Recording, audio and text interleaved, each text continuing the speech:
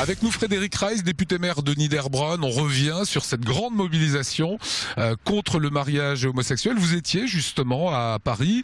Est-ce que vous étiez étonné de cette mobilisation, Frédéric Reiss? Non, je n'étais pas étonné du tout. Et puis c'était des chiffres qu'on avait annoncés. Nous étions, je pense, plus de 500 000 personnes. Dans un esprit bon enfant, la manifestation s'est très bien passée, avec des revendications somme toute simples. Les gens disaient globalement qu'un enfant, pour s'épanouir, a besoin d'un papa et d'une maman. Et à titre personnel, je suis très attristé si les notions de père et de mère devaient disparaître du Code civil. Si on regarde les autres pays européens, je pense à l'Espagne notamment, extrêmement catholique, 1 million de personnes dans la rue, pourtant la loi est quand même passée. Oui, mais je pense pas qu'il faille s'occuper des autres pays. Je crois que dans notre pays, profondément, nous tenons à ce mariage. Et je crois qu'aussi, on a un grand mouvement qui est de respecter notamment les homosexuels. Et à titre personnel, je suis engagé au niveau parisien avec Laura Flessel pour lutter contre tous les types de discrimination.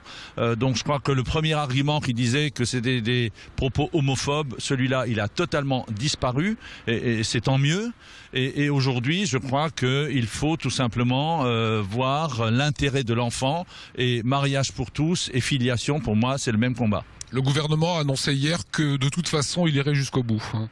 Oui, malheureusement, maintenant, je disais, c'était un débat qui devait aller en 3 temps, et ce n'est pas parce que les gens ont voté François Hollande qu'ils étaient forcément d'accord avec cela. Je pense que le débat national n'a pas eu lieu, c'est ce que nous demandons tous, et que de ce point de vue-là, le fait d'avoir dit oui, mais vous avez voté François Hollande, donc vous êtes d'accord, c'est un peu réducteur au niveau de la démocratie. Vous êtes le maire de Niederbronn, je le disais, autrement dit, vous célébrez des mariages. En cas d'adoption de la loi, célébrerez-vous des mariages homosexuels? À titre personnel, je souhaiterais faire valoir cette liberté de conscience qui avait été annoncée par le président de la République lors du Congrès national des maires à Paris. Et je pense que là, il y a aussi un peu de contradiction entre les propos du président de la République et les propos de la garde des Sceaux, qui le lendemain disait oui, mais si la loi est votée, les maires ils auront à appliquer la loi. À titre personnel, je pense que je ne vais pas faire appliquer la loi à mes adjoints, par exemple. Je ne peux pas l'imposer non plus en disant je ne vais pas faire moi et donc les autres vont faire. Mais avec cette liberté de conscience, on verra bien où on ira. Je pense que le plus simple, ce serait d'aller dans le sens d'une union civile, mais pas du mariage.